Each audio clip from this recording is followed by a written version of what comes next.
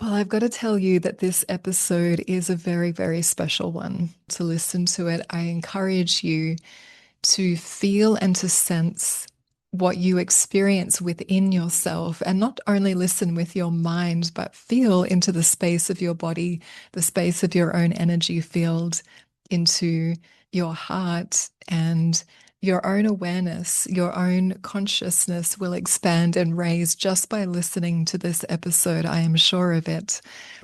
Because today, the guest is a really profound soul, Polina Oversoullight, she is known as.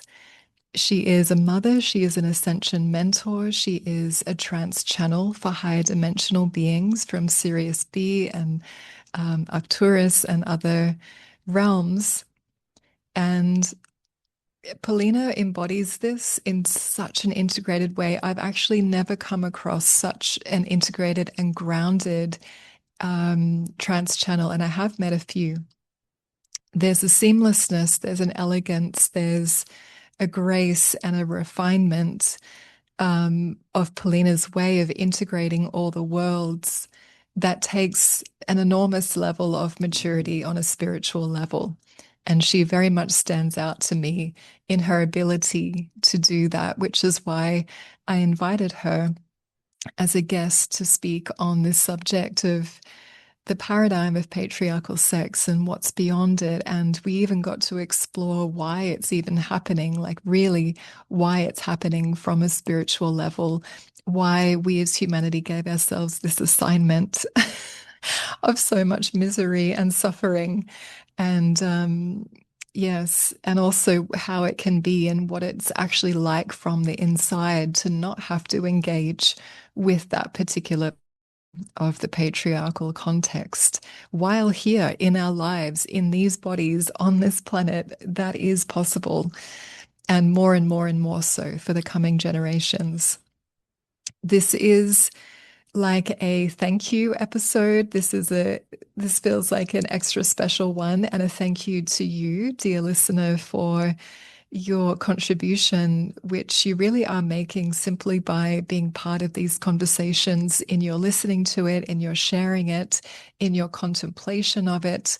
I really am in this for the consciousness expansion. And you are part of that simply by listening, being willing to question the dominant paradigm that keeps recreating patterns that you might not want more of in your life. You might not want your children to have to persevere through. And the more lightness that you bring to your own being, the more spaciousness, the more choice, the more love, the more care, the more attunement that you can bring to your own human journey. Your presence, your very individual energy field ripples and connects with everyone and everything around you. So, quite simply, even if you don't engage in any other way but by listening and contemplating and questioning your own experience, you are part of this. You are part of what I call breaking the patriarchal spell, or highlighting the fact that it's already been dissolving, and that is the trajectory of it. That really it's just a big learning experience, a big illusion, just an experience of being human that wasn't always this way and won't always be this way. But currently, it is the collective soup that many are swimming in. And in this episode, you'll be invited into the version of you that might be able to not have to swim in it in the way that you have been, and decide your level of participation and reconnect to your own higher consciousness, which will show you, if you really want to listen, it will most definitely show you what else is possible for you in a moment to moment basis. And to have even more support with that, I cannot recommend Polina highly enough as a trustworthy guide to support yourself in unraveling from unconscious programming and patterns that play out in your life, and reconnecting you very consciously to higher dimensions of reality. And when I invited Paulina to this episode with me, I said I didn't know whether she would end up trance channeling or not. Because the thing is, even just as a conscious channel, as the very integrated divine human that she is, it's so profound already what she shares without going into her trance channel state. And so, if you connect with her, which I really recommend that you do, her links are with this episode so that you can see, have her on your Instagram and your Facebook and check out some of her events and experience the trance channeling version of what she has to share as well, which she does also include in her private sessions, some of them. And I have experienced that. It's how I met her in the first place. And it's just the most beautiful, elegant experience to be with her. And she's also one of the most gorgeous, stunning women my eyes have ever seen in this human world. Gorgeous inside and out, by the way. And so I hope that you receive the beautiful gift that it was to create this episode with Polina and receive it in the part of you that is willing to evolve yourself to the degree that feels possible and right for you as a soul. And yes, I hope you thoroughly enjoy it all, and please share it if you find value.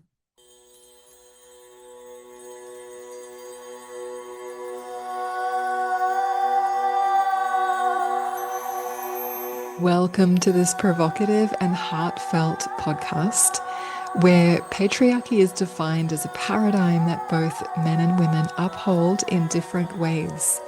Here you get to listen in on genuine conversations between leaders from around the world to discover more mutual respect and less division, as well as more pleasure and love in your life.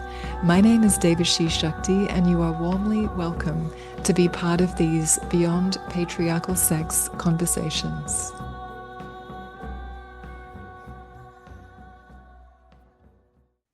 Well, I feel blessed and curious about this episode today, everyone. And I'd love to introduce you to a very, very special woman if you haven't known of her already. Her name is Polina Oversoullight, and she is an ascension mentor and a trance channel for the galactic star nations. And she will tell you more about that.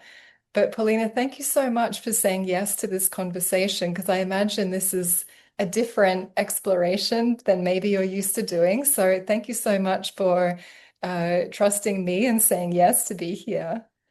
Thank you so much, Devashi, for having me and for opening up this space to share, to discuss, to co-create. I'm feeling honored and blessed to engage with you and with your presence multidimensionally. Thank you so much for having me. Yes. And we were just having a little bit of a laugh, everyone, before we press record, in that we're both here in emerald green today, which I'm sure is quite significant actually in how we intuitively chose that and just spontaneously have shown up as though we're, is this like the galactic heart color uniform today for our meeting? I love that. Galactic heart uniform.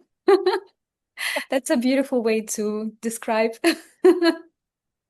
For me, emerald color represents emerald aura, which is the foundational principle of within the cosmology through the lineage that I work with, which is Sirius B.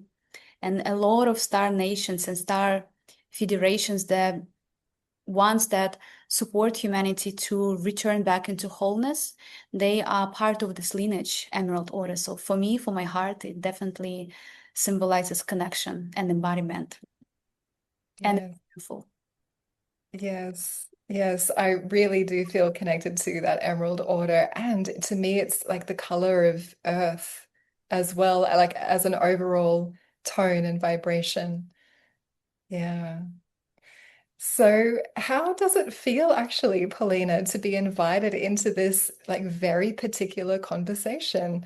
And just briefly, there's so much sharing that's happened here so far from these co-created conversations with all these different kinds of people, about how it's very much a co-creation between the programming in women and the programming in men that hold what I'm calling the paradigm of patriarchal sex in place, which is so limiting of our own individual wholeness and therefore what can be created together.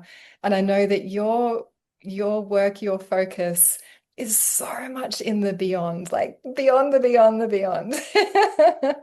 And I love that and I adore that. But yeah, how does it feel for you to be bringing your awareness to this conversation today?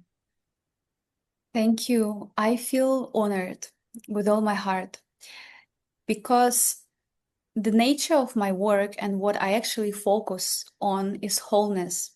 And within wholeness, there are infinity of aspects, especially aspects that are relevant to our human journey. Even though I position myself as a trance channel for galactic federations and star nations, and a lot of people perceive it as something cosmic and etheric that has nothing to do with our human reality, but it actually has everything to do with who we are. And sexuality, the art of relation, the art of connection, the very essence of who we are needs to be discussed. It needs to be explored from all different angles. And I personally feel happy and honored to be interacting with you, Devashi, beyond verbal communication, because when we come together, even when we think of each other, not just me and you, but all people, we exchange codes, we exchange patterns, we exchange even timelines, soul agreements. So it's always beautiful to open up this space, not just for our immediate friends and family and our community, but to open up pathways for as many souls who feel called and aligned with exploring wholeness within to tap into this. And I'm very honored to be acting as a vessel and as a bridge for that.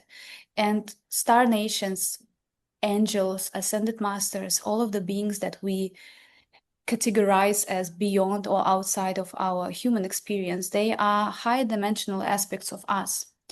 And their messages, they're always supporting humanity to return back to truth, authenticity, and nature. And in my personal take and my personal perception, this is what true intimacy is all about. This is the eros is all about, and the art of relation.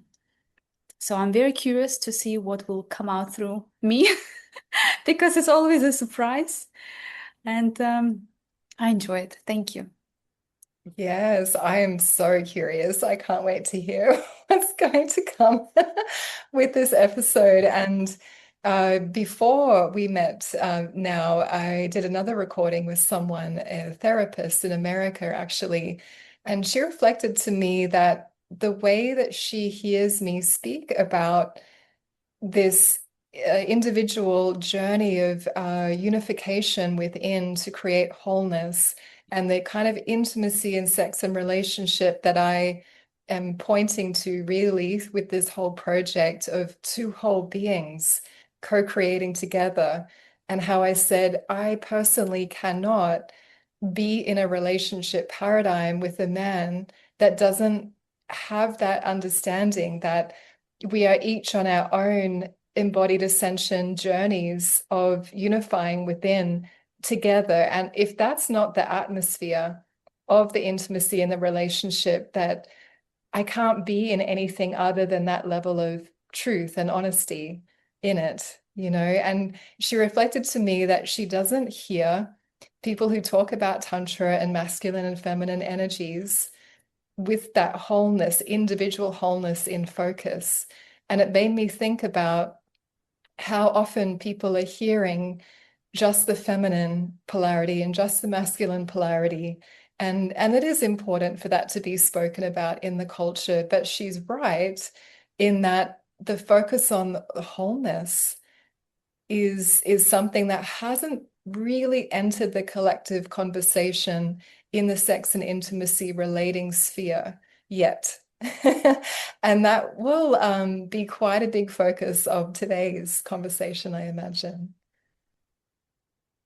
I I share the same vision as you do. I feel that in our modern society, there is a lot of focus specifically directed towards polarity and harmonizing either masculine or either feminine. And unification is something that's left for the dessert or for something to come ahead. And a lot of people, a lot of souls who are choosing to walk into their own sanity, into their own wholeness and completion, they feel that it's important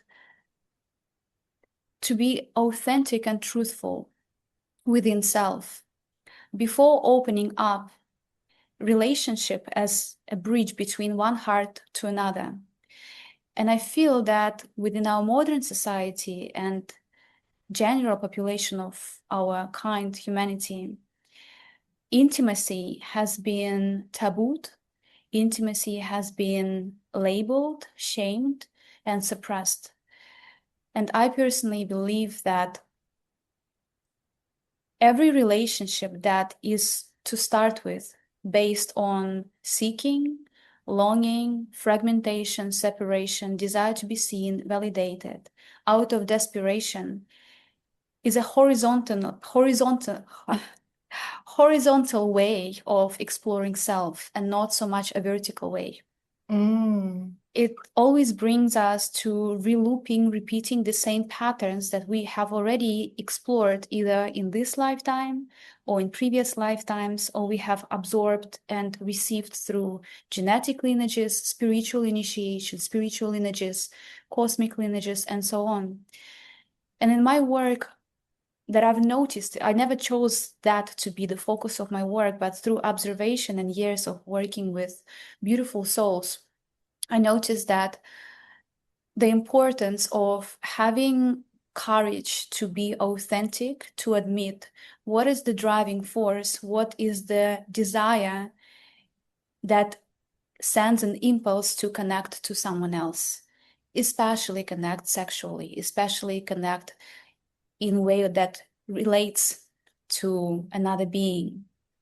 And I believe that if we are to start normalizing and having such conversations with self, it would bring to creation of much healthier society where we do not need to spend half of our lifetime figuring out how to calibrate masculine and how to calibrate feminine.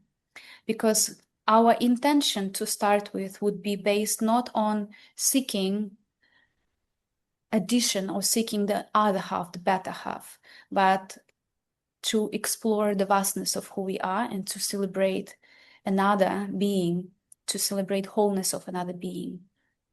That's Yeah. what I personally feel. So I really love the way you framed it, and I completely agree with, and I share the same perception as you do. Yes, beautiful. And apparently my little cat feels the same. She's chiming in. And it's even in the language, isn't it, Paulina? I'm sure. I mean, I'm assuming it exists in many cultures.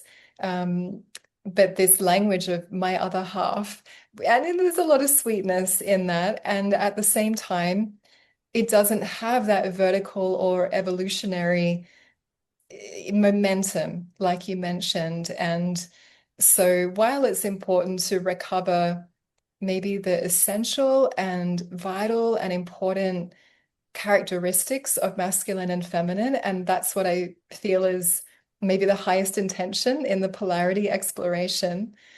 Um, if it doesn't lead us towards embodying that wholeness and experiencing that, I mean, that's the most exciting thing to me, two whole beings creating together. That's unbelievably inspiring to me. But I guess it will happen eventually. It will come into the culture. Maybe a sense of that is how people talk about divine union relationship. but I feel this is a little misused in the or misunderstood in claiming it as a relationship status. Whereas in my sense of this, divine union is an embodied state of consciousness in the individual. And if it's in there, both individuals, then they have that level together. But it's not like we can just label it that and call it that, and it's still operating in a past timeline, so to speak. It's not quite it. Yeah, I don't know how you see that, Polina. I feel that the nature of distortion and separation and fragmentation within ourselves has to be remembered. Without remembrance, we always are going to be dealing with numbing symptoms or convincing ourselves, which is also Yeah. placing a layer of conditioning upon self, soothing ourselves, reaffirming that this is what it is, this is what everyone is experiencing, this is generational, this is the way humanity operates. We have to look deeper into the core and into the root of everything to move forward in our personal development and also as society and also in relational aspects. From my personal experience, I cannot state that this is how it is. I will just be sharing what comes through my channel and what's relevant to me on my journey in this lifetime. Is focusing on remembrance of truth and wholeness that we all come from, and finding, locating, and identifying that timeline where the first fragmentation or separation has occurred. What was the reason for this separation?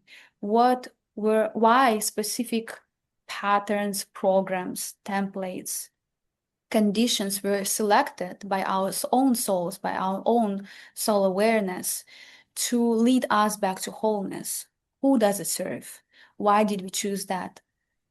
And if we are even to aim to remember or set an intention, I like to say that what we intend, we consent to.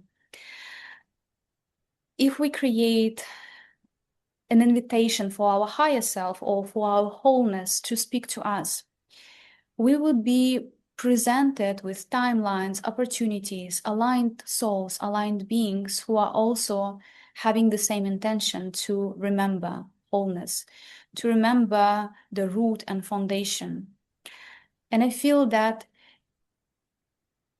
creating new timelines, creating what we like to say, new earth or healthy society cannot be performed or cannot be done out of ignorance or confusion. And this is very personal. It has nothing to do with another person, man or woman. It has nothing to do with physical expressions, because that is within the competency of soul, within the level of awareness that we all carry within.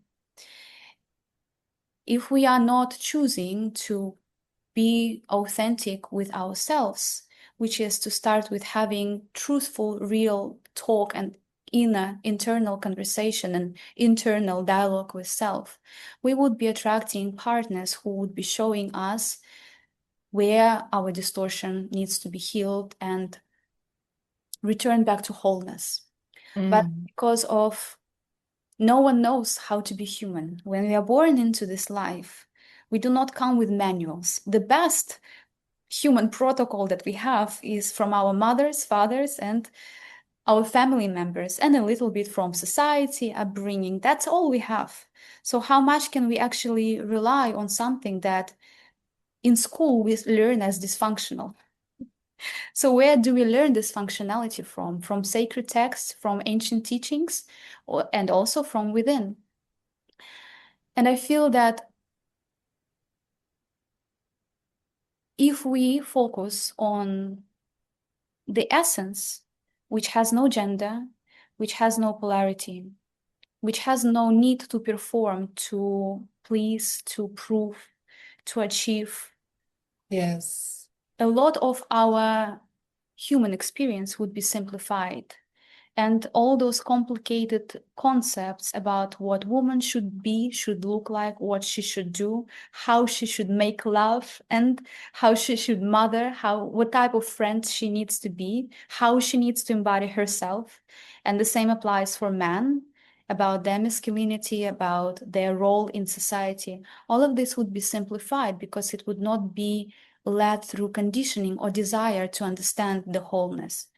It would be led by wholeness, by remembrance of the sacredness within.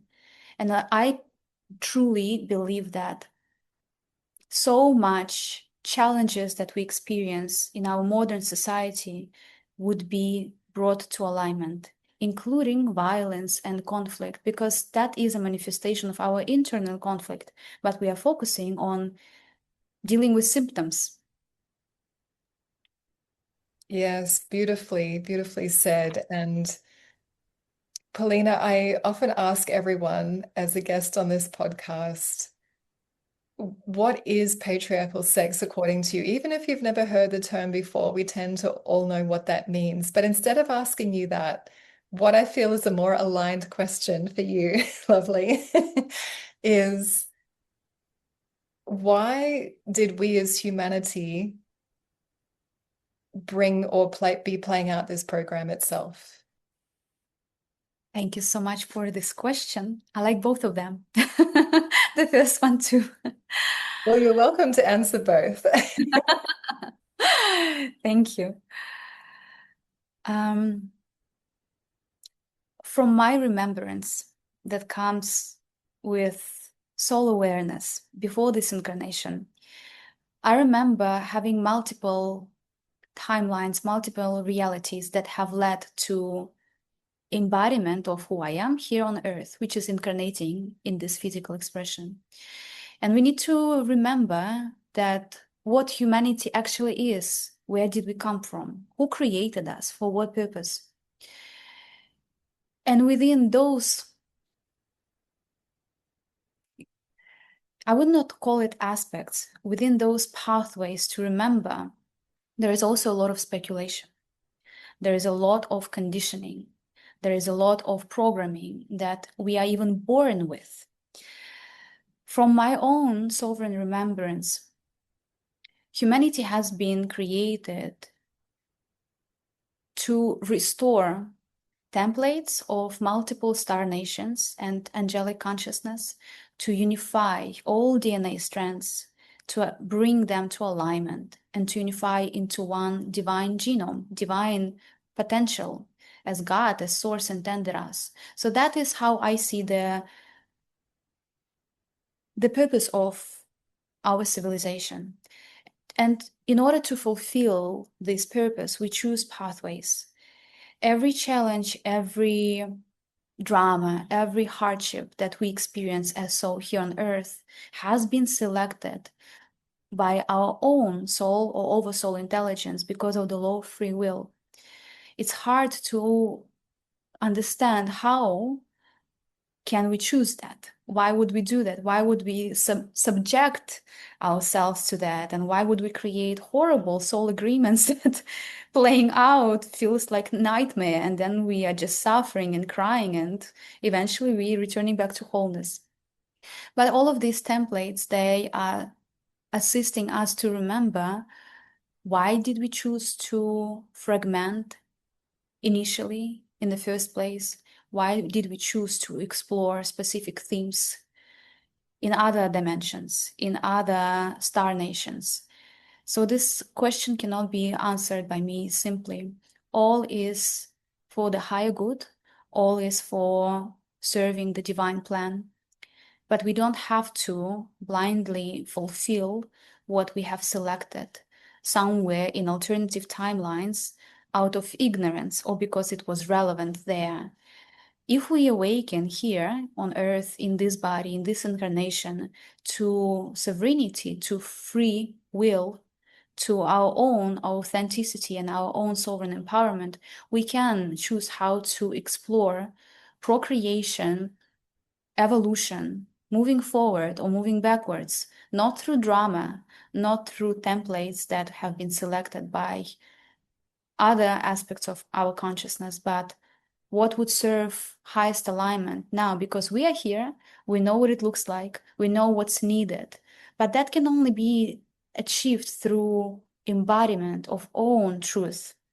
And I feel that within the last 200 years, the main theme that humanity has been evolving through is relationship, learning how to relate to each other, how to relate to nature. So I want to ask you this as well, Polina, but from a really young age, ever since I can remember in this lifetime, I remember feeling, I remember actually very distinct moments where I had a sensation of some stress in my system when I looked out at what the adults were doing and playing out around me, and I registered in me as, oh, no, no, no, no, this is this is not what I'm here for. This isn't the way. And I had perhaps my own oversoul speak to me very directly in that moment and say, it's okay. You didn't come here for this. Yeah. And a very clear stream of consciousness communicating to me of, no, I'm here. I get to do this in a different way. And this is a big part of why I'm here. And I remember my nervous system just really relaxing with the realization of that.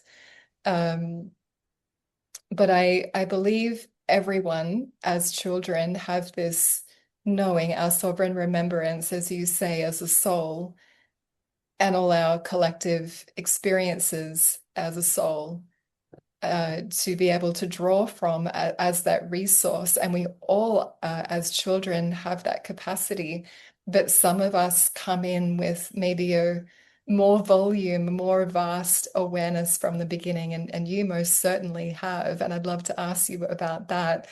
Um, but I feel like what I witness that so many people are very preoccupied with on that relationship level, to me, like there's a part of me that feels like, oh, this is a little boring to stay in this, because not that relationship is boring. Obviously, intimacy and sexuality are the most tremendous journeys of being here in a body, but the way of doing that, what I get excited about and what can cause that little bit of boredom is the potential for humanity in what is able to happen as a collective here on this planet when more people are far more connected to themselves and each other. Like, as that's already assumed that we have that foundational piece that a lot of people are still really grappling with to try and understand and wrap their minds around and align their lives with. But say that that was already happening. What gets to be created after that is where I feel so much joy. And there's so much unknown in it too.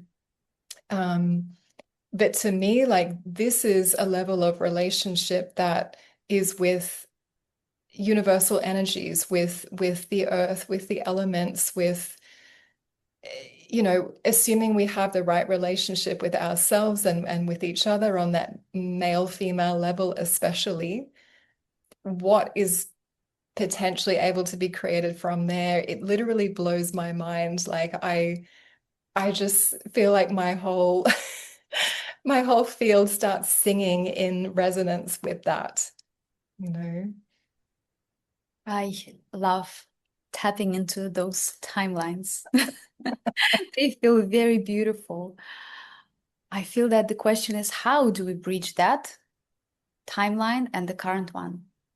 I was tuning into this reality and trying to understand what would be my role in that, Mm. or the role of my child or his children and so on. And once again, through my consciousness, through my channel, it came as a wave of remembrance. For example, I remember clearly, not through embodied state, but through remembering alternative timelines in other civilizations, what schooling system and even raising and upbringing young children in physical form looked like. Here on Earth, we learn so much. I was born in Russia, and educational system in Russia is you have to study all subjects. I think there were 15 or 12, I don't remember. History of art, history of one country, of another country. So we learn a lot of knowledge. We receive that as a foundation that we use to understand this world. And so much focus is on war, conflict, on stripped from essence functionality, even of our biological system. We learn about anatomy, we learn about functions of organs, but we do not learn about other bodies that we have, which are our equally physical bodies. Just the fact that we don't see our energy body with our eyes, it does not mean that we don't have energy bodies. Mm. In fact, the less we acknowledge that we have energy system and we are emanations of all that there is, the more confused we would be. So I started thinking, what would be the best and the most effortless solution to fill up the blank spaces within our own psyche, within our own mind and awareness from the young age. So as late as adults, we don't have to spend years on searching how do we become a little bit more confident in who we are, a little bit more aware of the nature of our emotions, nature of our feelings, cravings, and fantasies.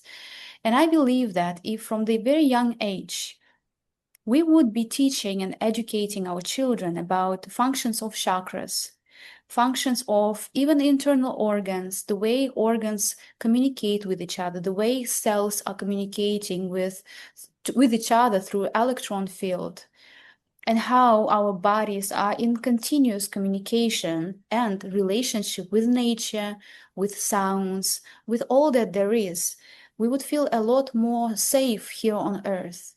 And imagine if every young girl and every young boy, to start with, would feel already welcomed, loved, safe, and secure in their bodies here on Earth. Would they engage in silly relationships, abusive relationships, or relationships that are based on power struggle? I don't think so.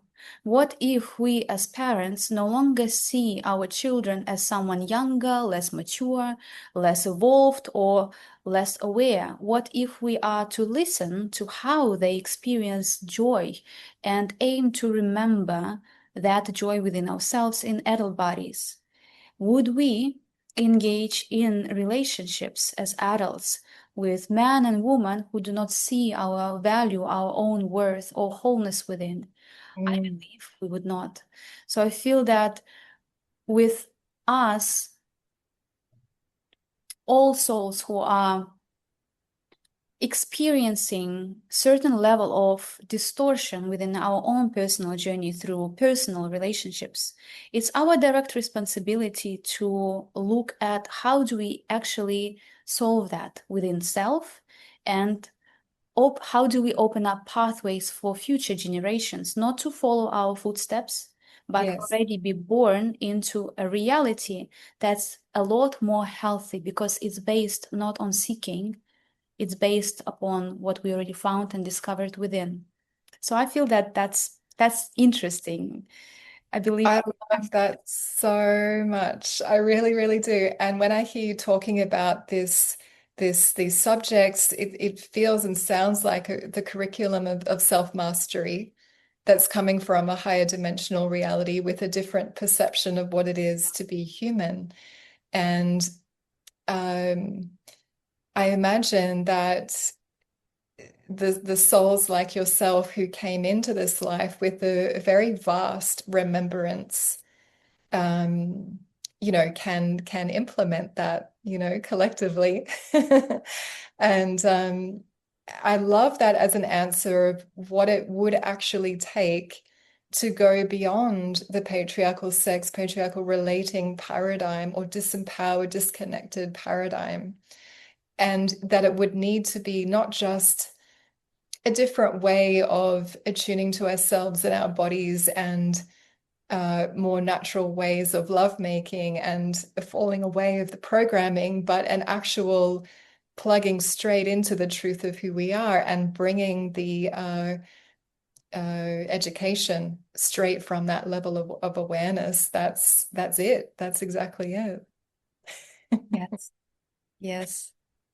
I find that this topic very interesting, and also the nature of the desire to have a partnership also interesting. I see Yeah. a lot of confusion, and this confusion does not sadden me, but it makes me feel more engaged with what I do, with Yes. myself, within my own field. And I know that one word or one virtue that would help so many people in returning to wholeness, to feel more happy and complete within self, is to choose integrity of spirit. Because personality and identity, what is that? That's just infinity of layers of conditionings, programs, overlays, opinions, right? All of this is what we receive. We are not born as an identity, we are born as consciousness into a physical body. And then we come up with an identity, then we change our identity. We change everything about ourselves because we are free to do that. And that's beautiful. We get to play and experiment with self, with what's available, what's possible here in earthly expression. But what if we allow integrity of our spirit to lead the way for the human awareness? What type of identity would be a match for the level of integrity of spirit that we embody? Mm. And what would our personal relationship look like if every single person would choose integrity? Would there be so much conflict between genders? Would there be so much violence within our society? Would there be so much dishonesty within hearts or within relationships? In my personal journey as a young woman, I've tapped in with my pure and innocent, wide open heart. I entered relationship because I was blinded by this shiny soul agreement. It looked so fun, and it looked like it could be a disaster or it could be a very interesting and juicy experience. It was both. Of course. That was a learning curve for me. And from that relationship, and also after it ended, through years now of observing that timeline without blame, without projections, without uh, convincing self or wishing that it would have been better, or I would showed up in a different way, or my partner would have been someone else completely, completely a different person. Now I reflect and understand that what if at that timeline I knew exactly what I know now, which is integrity of my own spirit? Would my actions, would my words be the same? No. So what do I expect from another person? Equally confused, beautiful soul. We all are. And I feel that if we focus on personal integrity, integrity of own spirit, as our main curriculum for this, let's say 1 year, 2 years, 5 years, and give ourselves time to explore what does it actually look like for ourselves individually, intimately, within our own heart, I know that the way we respond, the way we interact and communicate with others, and all that there is would change because we would feel so much more secure, whole, valuable, embodied, and divine. And from that state, would we be having sex with people who have no clue how to love themselves or how to show up for a woman, what a woman is, what a man is? Would we be forcing ourselves to make friendships with people we don't even want to know? Mm. So the self act of self inflicted violence would be dissolved. And that is possible to be achieved without a man, without a woman, without a partner. That is for me a breach for this arrogamos, the sacred marriage perfection of between masculine and feminine within, and has nothing to do with others. But we as collective don't remember that because Yeah. yeah, we don't remember. So I feel that we need to talk about it more. Yes, yes. This is very, very real for me. And the dominant paradigm of society of culture is very couple partnership orientated. And I'm not saying that that's wrong or not useful in this dimension, because obviously it is and it can be. But this deeper truth that you've just named, Paulina, that the Hieros Gamos inner union pathway, opportunity, experience, it's not even understood. It's quite a long way from being understood on a collective level of maybe that's what we're all really here for in individual soul journeys.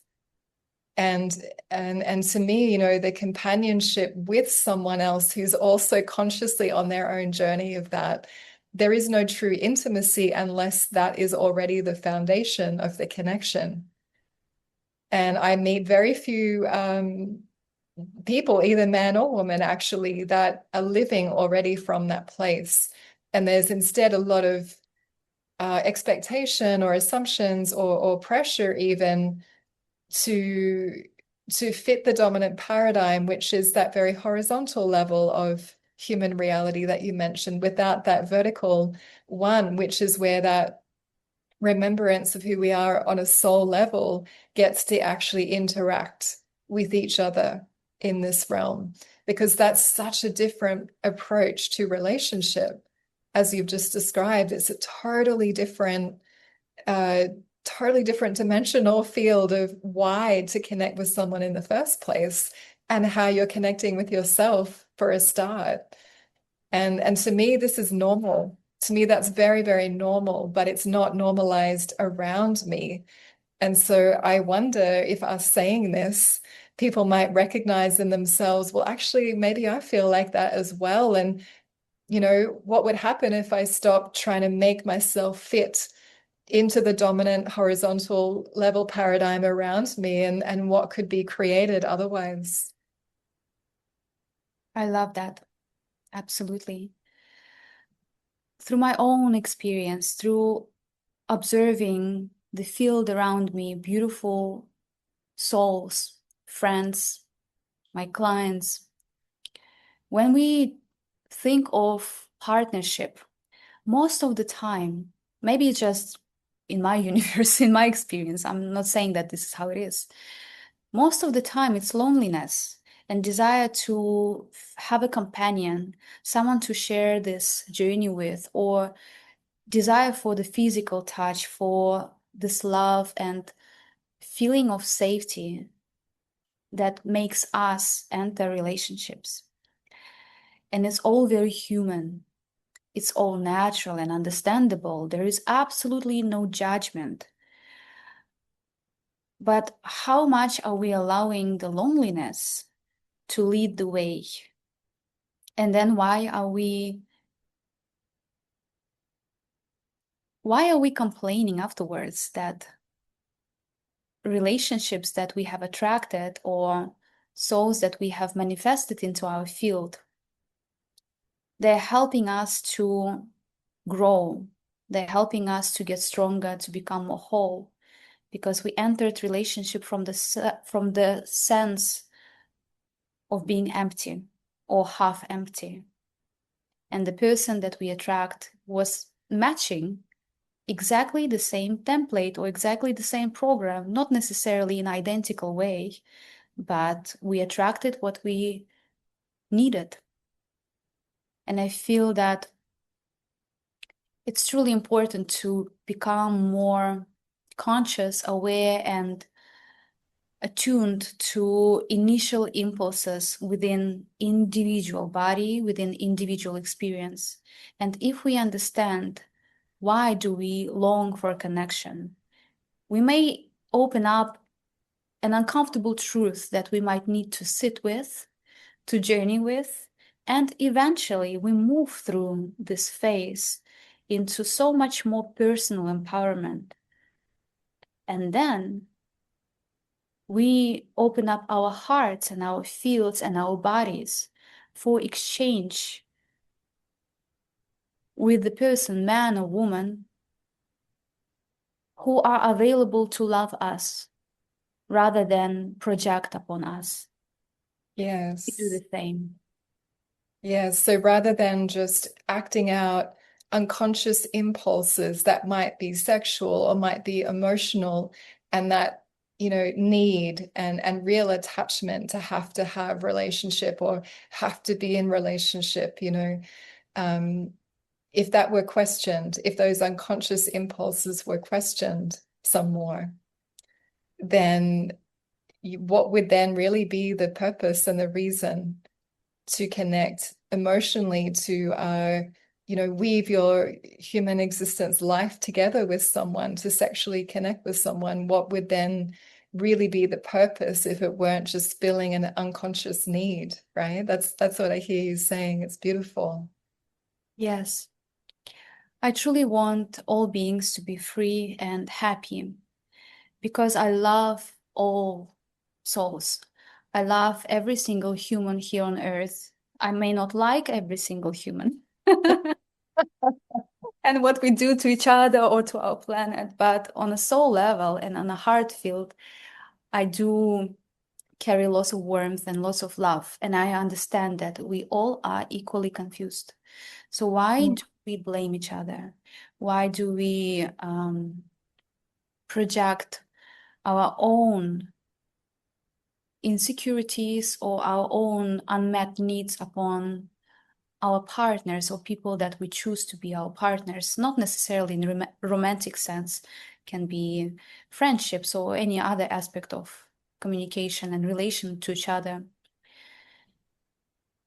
I believe that there is a deep sense of detachment from the very core essence in our culture of love and what it actually means. I think it's important to ponder upon this question from the very young age, what actually love is, rather than performance-based actions or gender roles, or what a man should do, what a woman should do, what is considered as the attribute of masculinity or feminine consciousness. We all want happiness, we all want love, we all want to feel good to start with. And it does not matter what gender we are and what level of awareness we are born with and how open our psychic abilities are. It all comes down to being human. And that's what I feel we actually need to discover, rediscover in our society. Who are we if all conditions would be erased? What type of love do we want to experience? What does actually love mean? And if we have these conversations from a very young age, or even now when we are already adults, we may hear so many different narratives that are so different. And the language would be used as, I want this, like a child demanding, I want to feel this. So it's all about, I want to feel, I want to have this experience. But what does actually consciousness of love mean? We need to find a definition of what our relationship to actually love is. That would that would answer lots of questions. Truly, it really, really would. And like you've mentioned today, Paulina, the meeting oneself by oneself, and like that necessity of, I'm going to say, aloneness to face these questions naturally. I believe life naturally has us face these questions. Um, yeah, where is that point of desire of connection coming from? What does it feel like when you really do know and love yourself more and more? And actually, there's a current thing happening in humanity, Polina, where it's not just masses of individual projections onto each other, say like between men and women in relationship. it seems to be playing out so openly on a very collective level, partly very much thanks to the internet, but so many projections onto each other, and a lot of people experiencing aloneness when they might not want to. But actually, a way that I see that, and I haven't mentioned this publicly before, but I really feel like the highest positive intention in this current situation is for people to ask themselves some deeper questions. Like there is this time where there's more people single and possibly there ever has been, and the predictions for that are increasing, apparently. And because so many people are questioning the dominant paradigm of relationship, maybe not to the extent that we're talking about here today yet, but that will come.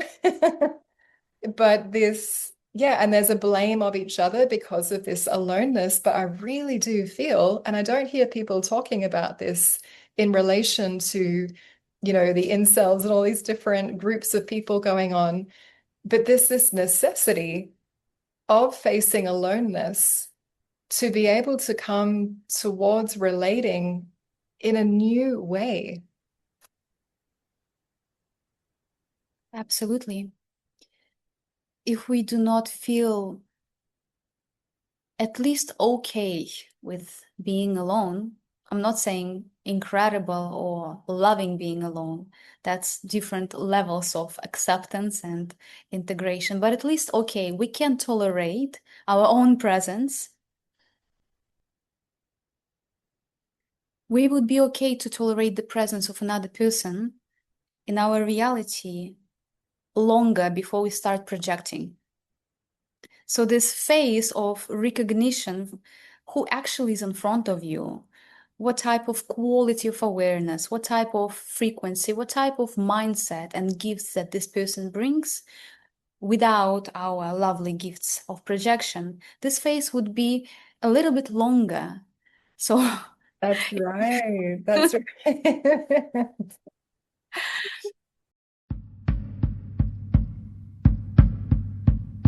This message is for the ladies.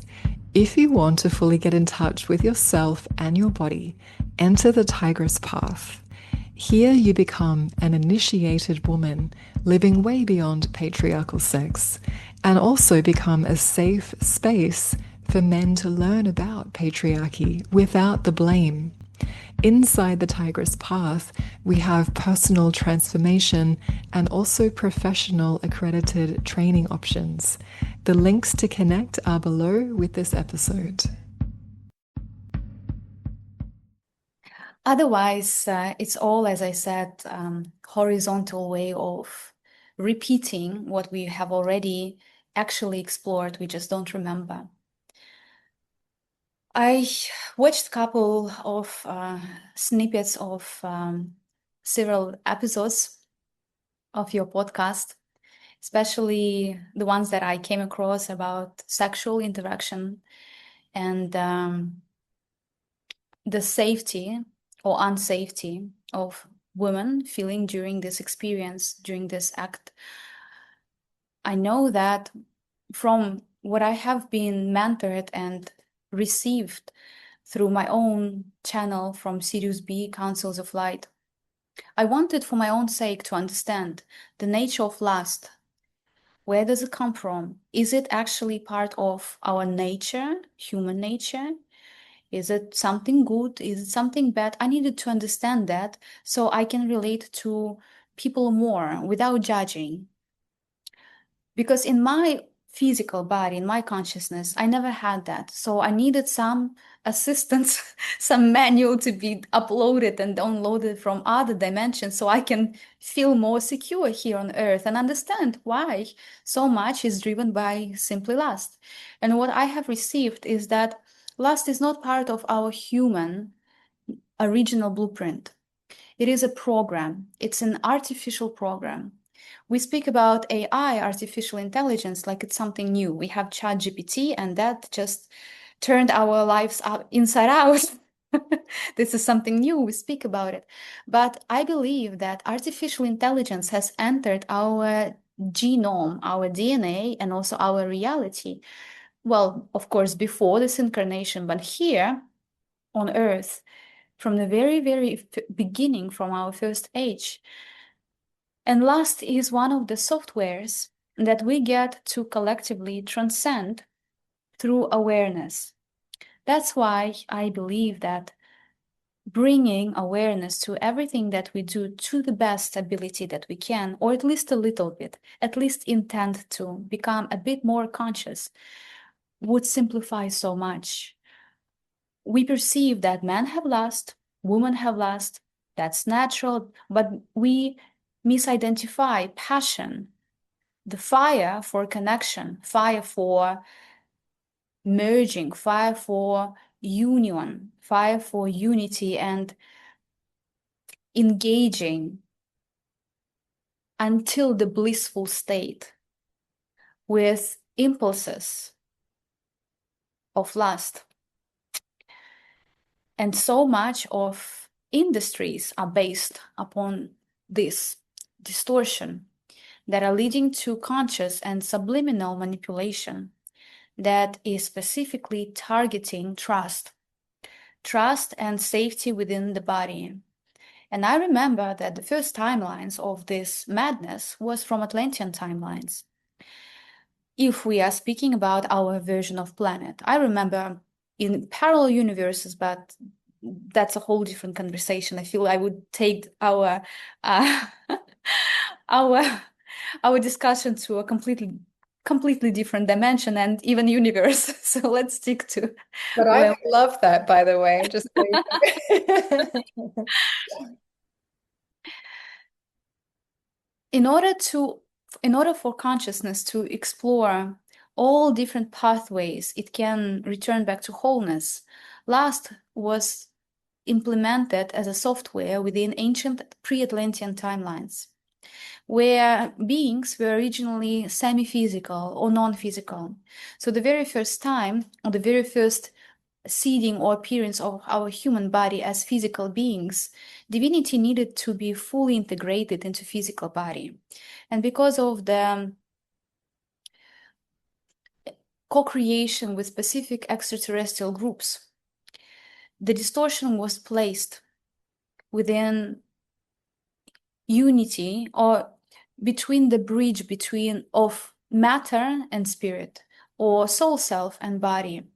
And one of the softwares is lust, or was lust, which has led to lots of violence, which has led to a lot of compromising of honor, integrity for receiving validation, receiving money, receiving power, receiving confirmation of our own very existence. And that was the learning curve for that civilization. And that is what we are dealing with now, the remains of those timelines that we are born to harmonize. That's why I think we have to really question what is actually natural for our human being and what is not. We focus in our society so much on politics, on marketing, social media, on taxes, where to live and conflict diplomacy. It's very surface level. These are what I call symptoms. But if we are to take it deeper, deeper, deeper to the domain within our own heart and see, am I jealousy? Where does this jealousy come from? Who is it serving? Am I lust? Is this lust mine? Was I born with lust? What does this lust make me act upon? Is this an expression of my soul self, or at least the version I want to be, human I want to be or want to become, or envy, greed, and so on? There are many sacred texts and ancient teachings and also organized religions who share a similarity about what we call virtues, or the states that are taking us further away from virtues. Yes. How do you personally feel about this topic, Devashi? I mean, one partial translation of what you're saying is that an artificial intelligence has infected the consciousness of humanity. And I would say that the patriarchal paradigm is that. That's a definition of that. And lust is one of the programs within that collection of uh, inversions and viruses. And I know that there's a quite a wide range of people that listen to this podcast, and I want to differentiate actually the vibration of lust and where that actually comes from and how, the human endocrine and hormonal and sexual hunger components is different to a pure expression of sensuality and erotic energy. So I imagine that what you're sharing, Polina, is that you are aware of that distinction. We're not saying that to come from a higher level of consciousness, that there's no tactile interaction, that there's no touch, that there's no sex necessarily. It's more where we're moved from inside of ourselves and then how that feels and how that happens and why. That's what you're talking about, yes? Yes, absolutely. And let me take it even more into parallel universe and cosmology. Great. Within the history of evolution of our not just galaxy but universe, there was already a timeline where entire planet was separated from organic or natural ascension pathways. So what it means is that because of the level of genetic modification and frequency manipulations in another parallel version of Earth, or Tara, which we may call the slightly higher dimensional version, like fourth, fifth, and sixth dimensional version, we call it Tara within the cosmology. So in the parallel version of that Tara, of that planet, there was a lot of dynamics that we observe here in our society, in our version of civilization. Genetic manipulation, frequency modifications, hybridization programs, what we may call as distortion, because according to my personal perception, that is clear definition of distortion of the divine flow of consciousness. So it has led to entire planetary field being distorted and altered from its original template, that it has separated self from organic pathway of ascension, which is raising vibration and shifting into higher dimensional form until complete full unification with source. Species, beings, including animals, including humans, including angels and other forms of physical expressions, they forgot how to draw power, how to draw electricity and energy directly from source. They forgot over many generations how to ignite inner flame within the cells, within own energy body, to sustain own vitality, to sustain own life. All the species started consume each other. This is where humans started to eat meat. Animals started to eat each other. Because if we are to look at the origin of even cat beings within the same framework of cosmology, they were not necessarily needing to consume each other because they are immortal, eternal beings. And also cats and dogs, they got along very well because the level of embodiment of all own soul memory was in place. So when this erasal of the memory or grand amnesia or forgetfulness started to become more and more and more integrated into physical body, all physical forms of life started to consume each other to sustain own life. Eventually, that led to complete destruction of that planetary vision. And some of souls, actually majority of us, because our ancestors were carrying memories from those timelines. Humanity was started with the memory of that timeline, of that civilization. So a lot of the distortions, what we perceive as artificial intelligence or consciousness of evil, comes from the memory that we subconsciously channel.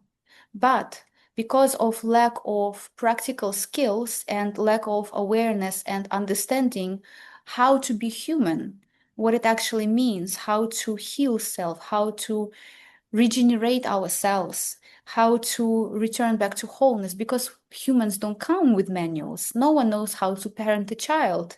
We all are learning as we go. We normalize everything, and we later convince ourselves that calling things, aspects, what it is too direct. So we become a lot more diplomatic with what is not resonating with the truth within ourselves. And out of that level of self confusion or self dishonesty, I call it as it is, we engage with each other, we extend our hearts and open up our fields. But if we carry dishonesty within ourselves, what would relationship look like 5 years later, 10 years later? It would be mimicking what we are dismissing within ourselves, and that is the truth. So I feel that lust, envy, greed, that we can trace throughout multiple ancient civilization, that we here on earth, in our version of civilization, humanity, we normalize. That started somewhere else. And then we need to ask a question: who does that serve?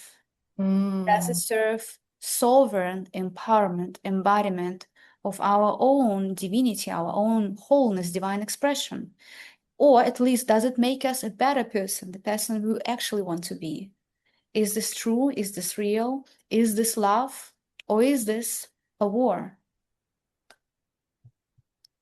Yes, yes. And the manifestations of that war are all of the dynamics of suffering and disconnection that have been discussed throughout every episode of this podcast and, in so many parts of the world. So I just want to relate what Paulina is sharing here with, this hybridization, artificial intelligence, alien, like I know some people just tune out when they hear these terms. So I feel just a moment to ground. Paulina's not actually, she's just using terminology to describe the very same distortions and inversions that I've been discussing on every single episode.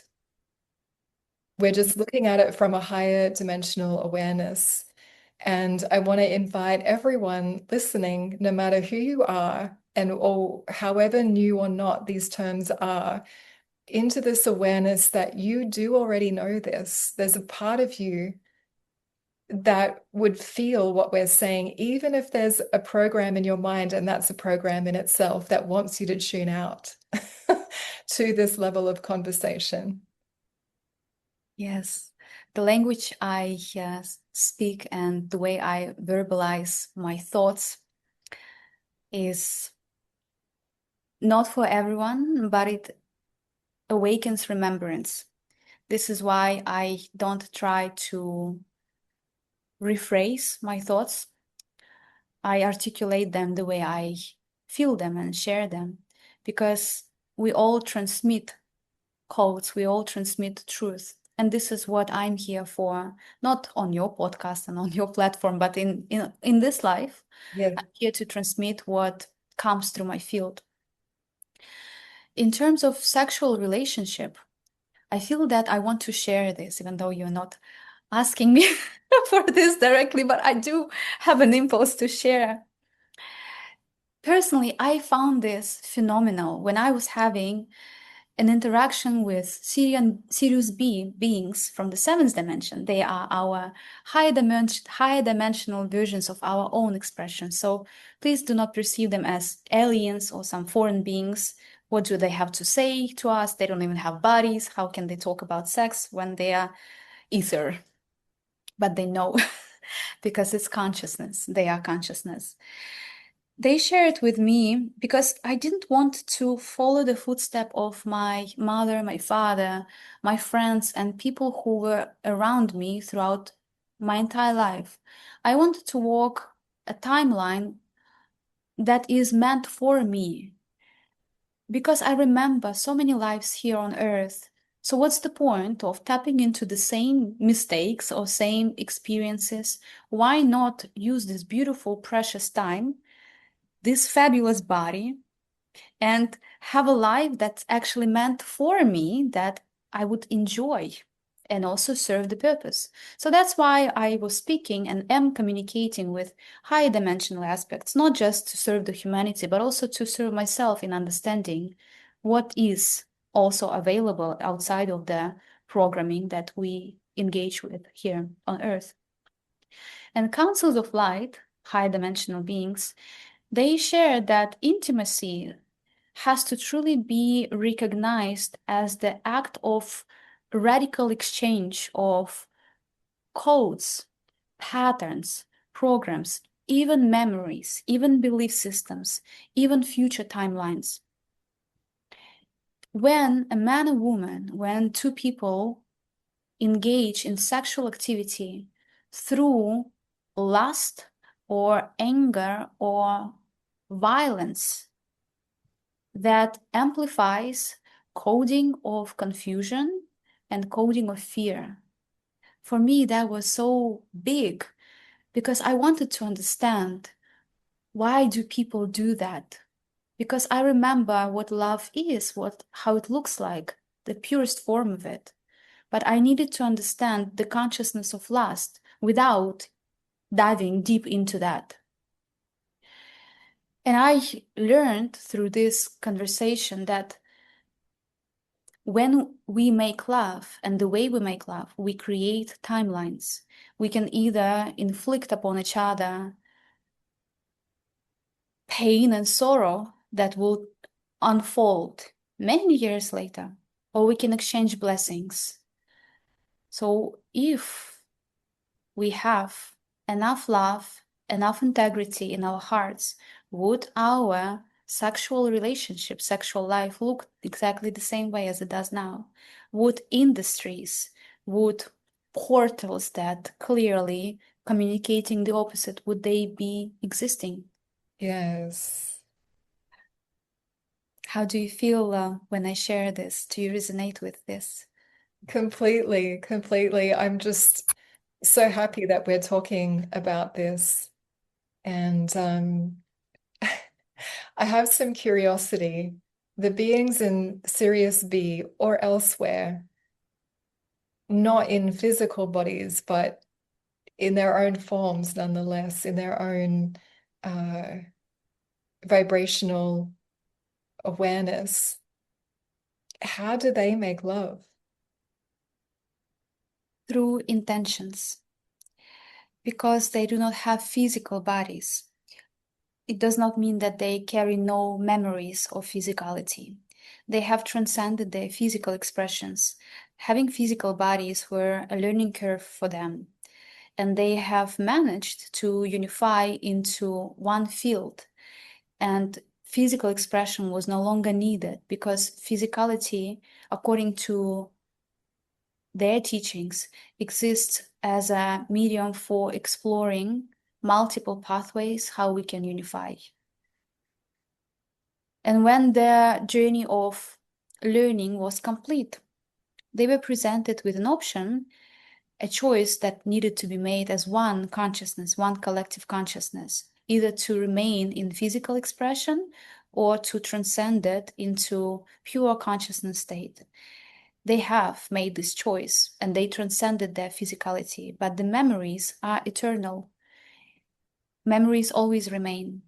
So they do remember, and at the same time, the way they make love with no having physical body is by extending love that they have within their being to another being, inviting another being to engage with this pure frequency of ecstasy, bliss. So they remember that this bliss exists within themselves. If we are speaking of not unified fields, if we are talking about different councils, because there are semi-physical expressions, it's all starting from intention, and physical expression is the vessel, one of the other ways how we can make our intentions very, very clear and apparent. Once again, why do we do what we do not intend? Or why do we intend and then do something the opposite? Mm. Yes.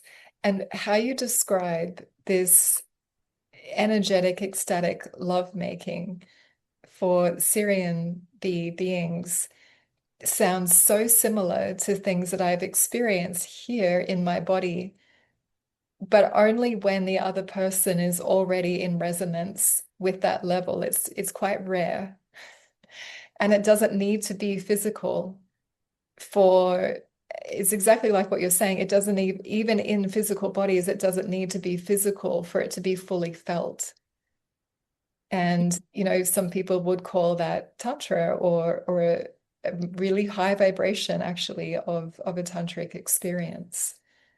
It's the energy of unity and ecstasy all at once. And yes, an exchange of information, more than the conscious mind can comprehend in my experience. Yes. I cannot even imagine for myself what it looked like to live in a different way, simply because I feel a lot more than perhaps I knew I would feel in this lifetime. And this level of seeing vibrational patterns behind the form or the consciousness or intentions behind the form, behind words, behind actions. I cannot interact with just handsome men Yes. or those who who say lovely things that we women usually fall for.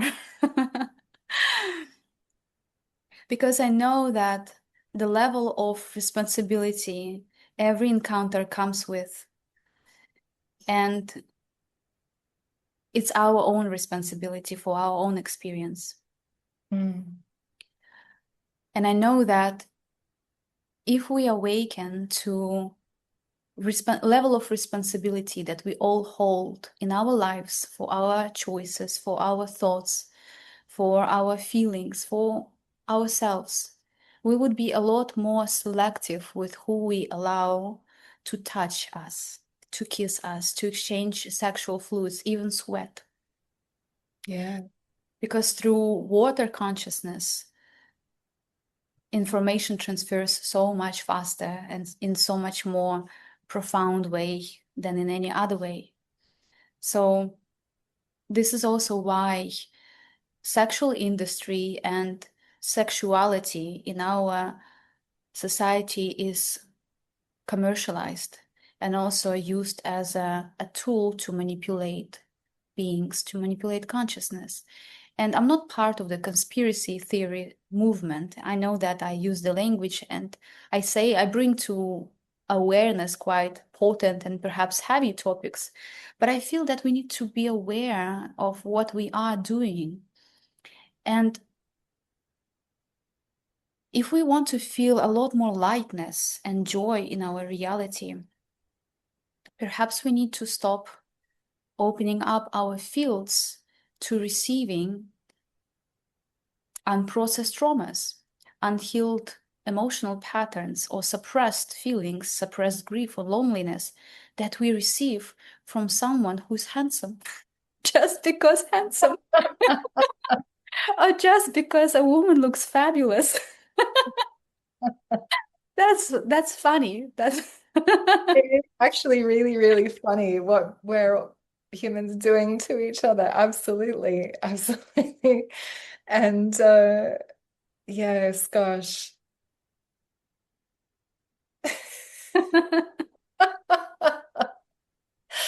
And going through all of that and then blaming each other for it, for that lack of self-awareness. yes. And then saying that this man could not make love to me and worship me and honor me like the goddess that I am, or he was selfish, or men saying that she was demanding, she couldn't see me, she was not nurturing enough. But what was the original impulse behind intention to engage was And Yeah. that's what I call horizontal relooping of the same stuff that we have experienced, the Yeah. same patterns. It's just different variations because we think it's fun. Yes. And when we think an artificial virus of lust is the fun starting place for a connection, that's a very murky territory to keep recreating over and over and over again. And again, I want to say, I feel Polina and I are both highlighting an important differentiation here, that the vibration of lust, the intentionality behind that is a disconnect in itself because it's not seeing someone in their entirety. It's not presencing yourself in your own wholeness and relating with someone in their full wholeness. It's a very distinct separation of the full chakra system and connecting in just one way, one particular way from the sexual centers without taking everything else into consideration. So this is not anti-pleasure, this is not anti-sex, this is just what would it be like from a higher level of awareness. Yes. I have a son, he's 13, almost turning 14.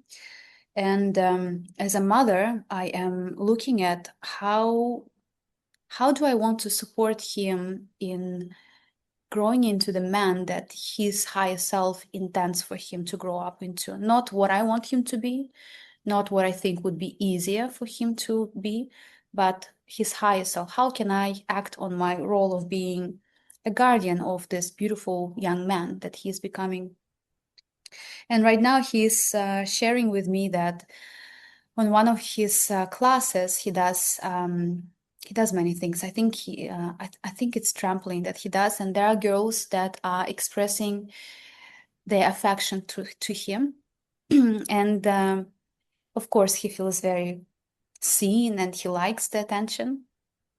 But he comes to me and he says, "How do I tell this girl that I don't want her even speaking to me?" Because she Yeah. makes me feel uncomfortable. She's forcing me to respond to her in a way that would make her feel seen and appreciated and loved, but in a way that she expects, because that's the calling of her heart or her mind. How do I communicate to her without offending her that I like you, you're a beautiful girl, but I'm here to jump on a trampoline and and that's it. And please let me have my snack during break time and don't bother me with your love nonsense. And I asked him why is he even concerned about that? Because I think a lot of boys would just say something naturally. And my son said one thing that made me curious about what if we engage in adult lives in a similar way and learn from our children. He said, I understand that the way I inform her that I'm not interested would code her or imprint her for the rest of her life. What if for me this is a meaningless encounter and I will never even remember this girl when I grow up? But what if for her it is something a lot more profound than it is for me or for my son? How can I communicate to her without making her question her beauty? Because at the age of 13, they're thinking about beauty and muscles and hair and eyelashes and, and things like that. So he asked me how to communicate to her without coding her with something that she does not need to believe in.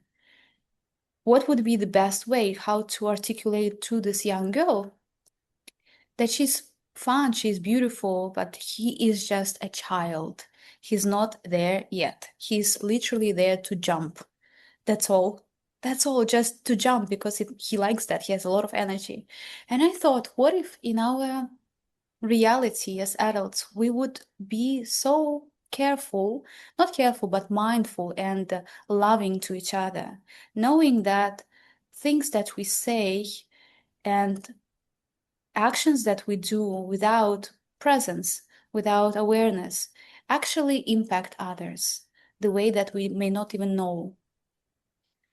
And in my life, I've had multiple experiences like that when I felt not seen or unmet or dismissed. But that was my story. The person would just say something naturally without having an intention to offend me or to harm me or hurt me. And later I remember the way I personally dealt with it. I felt unseen and I went into my own drama. But when I withdrew myself from that drama, I was observing the behavior of person, and there was complete lack of even coding how to care for another being. So Sure. it was not personal. And I just happen to be highly sensitive, so I take everything in a way more inflated way when it comes to me.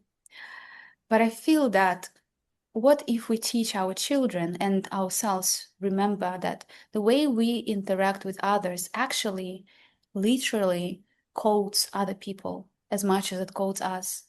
And if we want to be taken care of, not physically, but taken care of on energetic and emotional level, what if we want to be seen and considered? How can we engage with each other in a non-violent way?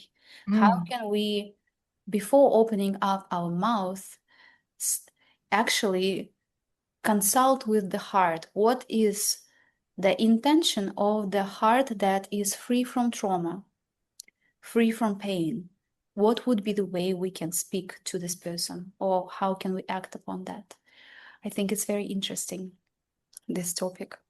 Absolutely. I'm so struck by the contemplation of your 13-year-old son there in that situation and his consideration, and also how he's been parented so that he's not in that place of having the impulse to, have these empty places in him be filled by this attention from the outside. Like he's obviously been raised in or, just companioned in such a way that he knows who he is. He feels wholeness, he feels completeness in his own field. And he's so innocent and pure in expressing what he was saying. And yeah, do people come to you for parenting, for modeling for parenting? Because if they're not, I hope they do, Polina. I do have some clients who have teenage girls, and I support them in ways how to open up mothers to hear their children Hmm. more. And I think my son, he does not feel pressure to be anything at all. I made a choice that I will not be forcing him to be a lawyer, a doctor, an artist. I realized that I'm parenting him with God, with Source. And Hmm. my role is to make sure in physical world how to make things happen for him that are not harming his purity or not distorting, and how am I not projecting my unhealed templates or my wounds upon him, because I love him so much and I want him to be free. And I know that he can only feel safe in his body if he's provided freedom to be himself. And I personally believe that when we are provided this freedom from the young age by mothers and by fathers, we are not drawn to explore duality or conflict so much. Yes. And we naturally communicate to each other through softness and firmness, being direct, because there is no fear of being misunderstood or Hmm. being rejected or abandoned. This is what we deal with now. And I hope that our future generations will not need to deal with that, because this confusion will end and within us and will be alchemized through us. Yes, yes. Wow, yes. So the personal healing journey and the healing instead of destruction that could be happening in relationships, and the actual making of love, and not just the words put to some other act that's not that at all. And sex, birth, parenting, these are source places in the human experience for what we play out. And as you're describing with your incredible son, you know, how amazing to watch his journey and see what happens in his life if this is his starting point, you know, and what you were saying before, Polina, about what if we could come towards each other with care and consideration to an amplified degree compared to what it usually is now. I know that somatically on a nervous system level, we each need a lot of spaciousness in our own internal experience to even be able to attune to someone else, something else to that degree. And I want to say that almost everyone, basically everyone listening to this as an adult, can recover that purity and innocence that you're talking about here. But it does take some dedicated awareness and that coming back to real care and love of the self. Yeah. And underneath all of the distorted, bizarre things that people are doing and saying, this is actually what's taking place, like this huge purging of all of these programs. And yes, they might be projected out to a large degree at this point in time, but that will change, I believe. Yeah, Purity can never be lost. exactly. Connection to source can never be lost. It can be forgotten, it can be dismissed. But beyond our confusion, beyond our fears and layers of identity and all the complicated constructs of the mind, we all are pure love. We all are purity and joy and innocence itself. And this is the biggest challenge on a personal level, to remember that as the only truth, and then recognize the same level of purity and truth within others. That takes courage. Mm. That takes passion and fire, that Kundalini flame, the white cosmic flame within our energy body. That's what we can direct it towards to, instead of changing each other or trying to mold ourselves to according to someone else's liking or to fit one paradigm on another. I feel that we are busy just engaging in activities that are meaningless. Yes. When we are alone, when no one is watching, we are left with only our own selves. And we have to face either the void or the joy, the emptiness or fullness. And that's what makes us either happy or miserable. Not Mm. other people, not politics, not aliens, not nanotechnologies, not metal in water and things like that, spikes, plastic, not that. Our happiness is not based upon anything outside of ourselves. And I know it sounds airy-fairy and plastic spiritual, but I stand by that. I stand that this is the truth. And if it takes aliens to remind us of that, why not?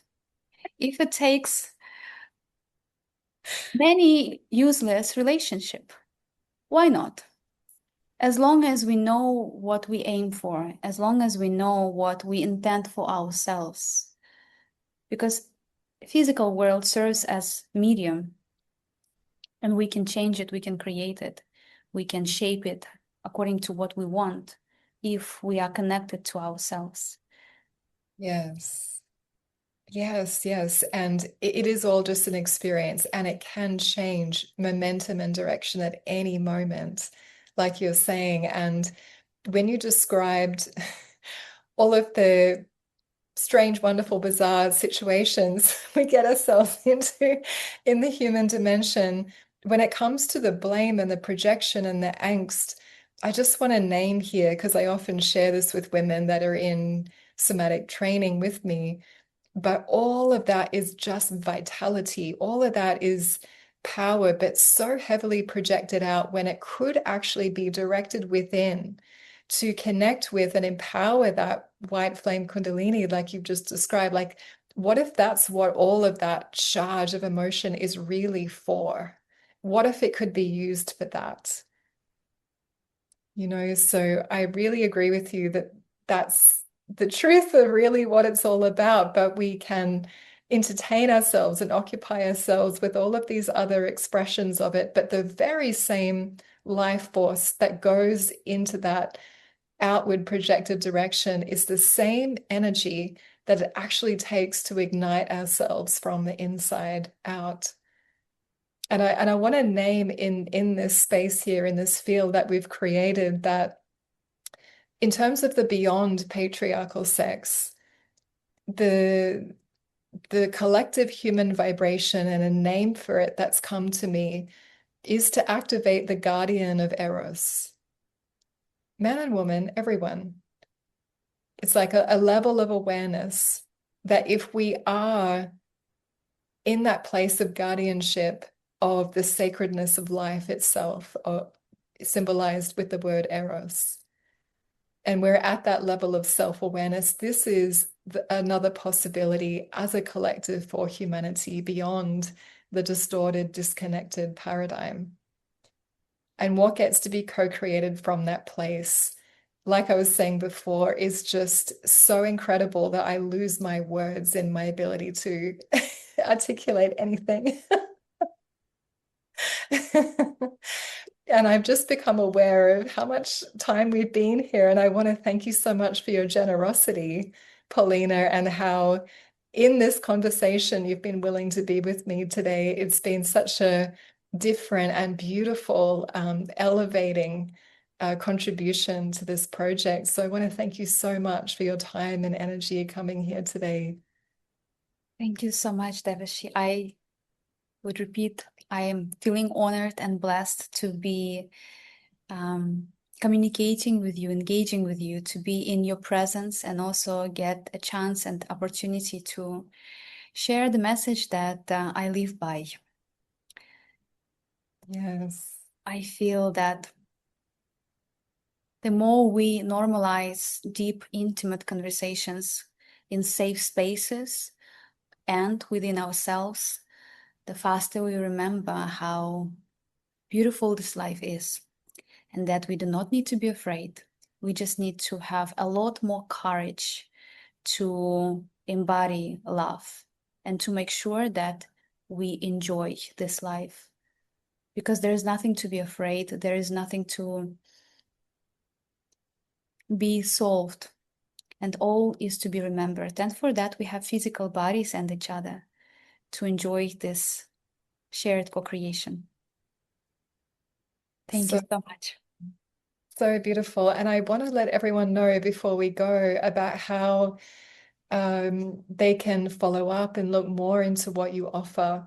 And I know that you do some beautiful, generous, free messages from time to time. You have some low-cost events.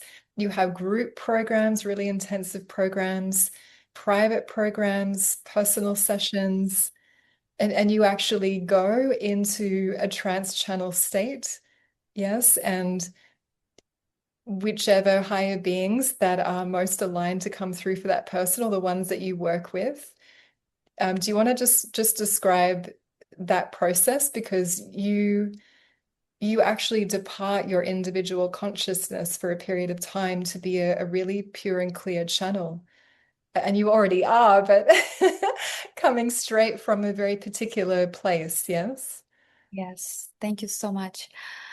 Yes, I offer variety of pathways how I can support individual and collective journey and evolution. You can find me on oversoullight.org. I have Instagram and Facebook under the name of Oversoullight. And during trance channeling sessions, I not necessarily depart my body. I don't vacate my physical body. I'm not being possessed by a foreign entity that speaks through me. I open up my channel and I move my awareness towards a higher field where I am one with all that there is, or with a particular star nation that is requested by a client or the group field to come through. That's when I remove my personality filter or my personal journey from the stream of consciousness, from this electrical impulse that I share and upload. And the messages that are coming through, they're often bypassing rational understanding. And at the same time, they can be very precise if clarity is requested. So these messages that are always serving not just present moment, but future timelines too. And sometimes we are receiving what we need to hear for 1 year ahead. Galactical beings, there are so many of them. The ones that I'm working, they're part of the support team of our collective field.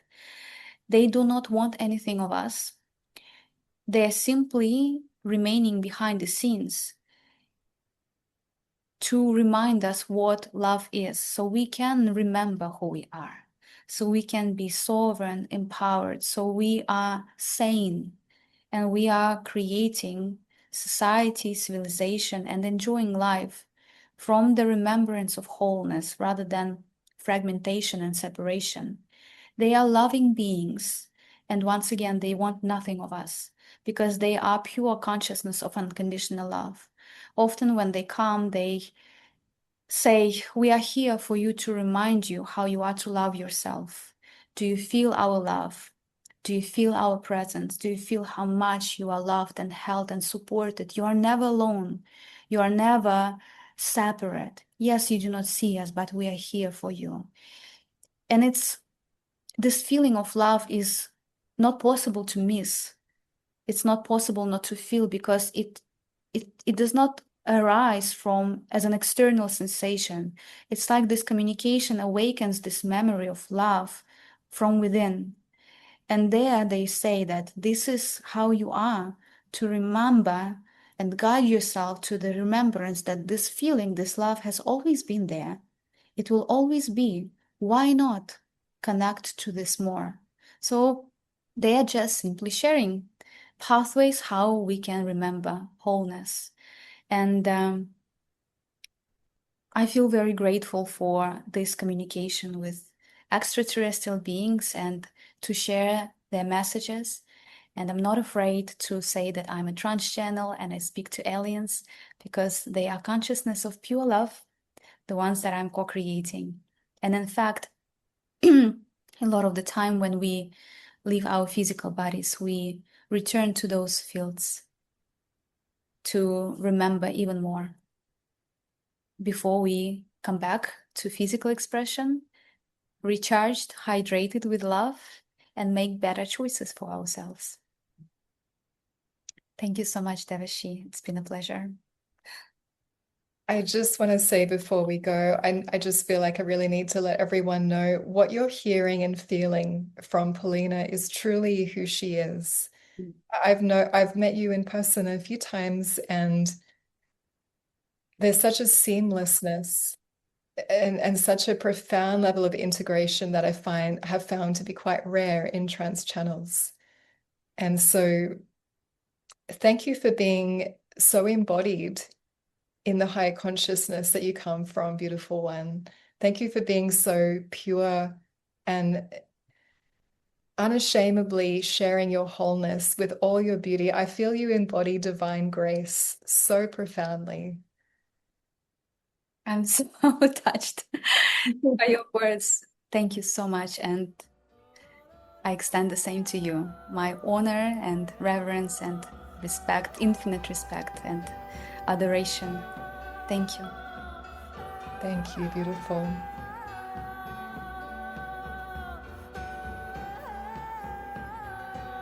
Whenever I'm out socially and a friend asks, Devashi, how can I get my partner into this exploration about living beyond patriarchal sex? My answer is exactly what I've put down in the show notes for you with this episode. And if you are willing to be the spell breaker of your bloodline and have the uninhibited pulse of Eros guiding you through life, beyond the matrix into the fullness of your divine sovereignty, then keep tuning in to these weekly episodes and share it with your friends. And may we all be free from suffering.